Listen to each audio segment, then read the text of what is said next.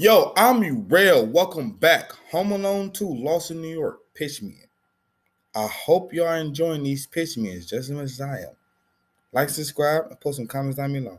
Let's get it. Play. So you have a Home Alone sequel script for me? Yes, sir, I do. And it only took me like 20 minutes to put together. How is that possible? Well, I just took every single story beat and plot point from the first movie and made them all a little more intense or elaborate. That's smart, because people liked the first movie. They gave me money to see it. Right, so I figured they'd pay us a bunch of money to see it again, but different. I love it already, so how are we kicking things up a notch? Well, instead of being alone at home, this time Kevin is gonna be alone in New York City. Oh, New York City is much bigger than a home. I thought so too. So how does Kevin end up alone in NYC? Well, the family's planning on heading down to Florida for Christmas, but the dad accidentally unplugs the alarm clock the night before they leave, so they have to rush to the airport again. They have one alarm clock for a house of 14 people, and they don't double check it before bed. That's what we're going with. Stretching that suspension of disbelief real thin. Yes, sir, I am. Wow. So anyway, everybody's running through the airport, and Kevin tells his dad, "Hey dad, I need batteries for my Talkboy recorder thing." So the dad's like, "I'll give you the batteries on the plane. We're extremely late and this is not a priority at all." No, he hands Kevin a bag that has his wallet and some cash in it. There's no way anyone would actually do that though. I know, but this way Kevin will have some spending money in New York. Okay, so we're taking another little break from logic so that can happen. Oh yeah, we're gonna take a lot of those kinds of breaks. I guess we'll have to. And so Kevin gets separated from his family and follows someone he thinks is his dad onto the wrong plane. Isn't it hard for him to get past airport employees and security? Actually, super easy. Barely an inconvenience. Oh, really? Yeah, the airport people just kind of take Kevin's word for it that his dad's on that plane. I didn't realize how laid back airport security was. Yeah, well, it's the early 90s right now, so airport security isn't that much of a concern yet. Fair enough. Vaguely ominous statements about the future are tight. Yeah, I guess that was pretty weird of me. So how does Kevin not realize that he's not on the same plane as his family? Well, his mom said that because it's Christmas time, they couldn't get seats together. They were lucky to even be on the same flight. So how is there an empty seat for him on the New York plane? I don't know. Fair enough. So yeah, then Kevin's gonna get to New York and the fun's gonna begin. Wow, so what does he do? Oh, well, he's gonna go to a fancy hotel and commit a bunch of credit card fraud and identity theft to get a room. Oh my god. But like in a cute way. Okay, good. Yeah, but this one concierge thinks the whole thing is super suspicious. Oh, so he stops Kevin before he goes up to the room? No, later he's gonna sneak into Kevin's room. Oh, he is? Yeah, well, he wants to confirm his suspicions that Kevin is alone in there. So best case scenario in this guy's mind, he's breaking into a child's room and finding that child all alone. Well, it sounds creepy when you say it like that. I think it sounds creepy any way you say it because it's super creepy. Maybe. And what else happens in New York? Oh, well, Kevin's gonna have to deal with some bad guys again. Oh, I guess the city is a perfect place to introduce some wacky new criminals. Well, actually, I was thinking it could be Harry and Marv from the first movie. But weren't they arrested in Chicago? Yeah. So how would that even be possible? Well, they escaped from prison and got onto a fish truck that ended up in New York City on the same day that Kevin McAllister arrived. My disbelief is so suspended right now. Yeah, and they keep crossing paths with Kevin on the street, so eventually Harry's like, "Hey, that's the kid that sent us to jail." They keep crossing paths with him? Yeah, you know how you always just kind of come across the same people in New York? That almost never happens. There are like 7 million people in New York. Oh, I thought there were like 200. You thought there were 200 people living in New York City? Yeah, now you're telling me 7 million. This whole thing seems pretty far-fetched. Won't this kind of be covered by the whole suspension of disbelief thing? I don't know, I have people running into each other kind of a lot. Oh, you do? Yeah, Kevin keeps running into the same crazy bird lady. Marv gets hit in the face twice by the same lady on separate occasions. How does that happen? Well, later Marv and Harry manage to grab Kevin, right? Okay. And so to escape, Kevin pinches a random lady's butt. And it turns out to be the same exact woman that Marv had sexually harassed earlier that day. Wow, what are the odds of that? Well, I thought they were 1 in 200. Right. Anyway, so Marv and Harry's big plan is to rob this place called Duncan's Toy Store and then fly away to an island. Pretty horrible plan. But then Kevin decides to save Christmas by stopping them. Okay. And then he lures them to his uncle's house that's undergoing renovations, and he has a bunch of traps set up for them. Oh, some clever traps? Yeah, but also, you know, just throwing bricks at their faces from the roof. Oh my god. Yeah, Marv is gonna take like 5 bricks to the face. That's incredibly intense. It is. And then inside the house, we're gonna have a bunch of super deadly traps that defy physics. But somehow, Marv and Harry just don't die. How do they survive all that stuff? Well, we're gonna have this big reveal where you find out that Harry and Marv Marv are actually immortal. What? Yeah, so we're gonna have this psychopath kid trying to murder these two immortal beings, but they're just not dying. I'm not sure I like the reveal of them being immortal beings. So what, you want Kevin to successfully kill them? No, I'd say keep all the deadly traps, just take out the reveal. But there's no way they can survive any of that without being immortal. It's literally the only explanation that makes sense. Yeah, I'm just not a fan of it. Okay, and how does the movie end? Well, Kevin's entire family's gonna fly up to see him. What happened to that whole thing about it being impossible to get plane tickets on Christmas? Well, that line was at the beginning of the movie, so I'm hoping people are gonna forget we said it. Oh, fingers crossed. And then Kevin's dad is gonna see like a $900 hotel bill and lose his mind. Didn't he just fly 14 people across the country twice? Why is he mad about $900? So we can have this fun ending where he yells in the hotel room and Kevin hears him all the way in Central Park. The dad yells in the hotel and Kevin hears him in Central Park. Yeah, he does. No, he doesn't. Yeah, he does. That's not possible. It's a funny ending. Get off my back. But it doesn't make any sense. My back is where you are and I'd love for you to vacate the premises. Okay, well, I'm at least gonna try to get the Plaza Hotel, so at the very least the hotel will be right across from Central Park. Oh, you think you can get the Plaza Hotel? Yeah, apparently if you give the owner a cameo, you can use any of his buildings for your movies. It's like this ego thing that he has. Wait, who owns the Plaza Hotel?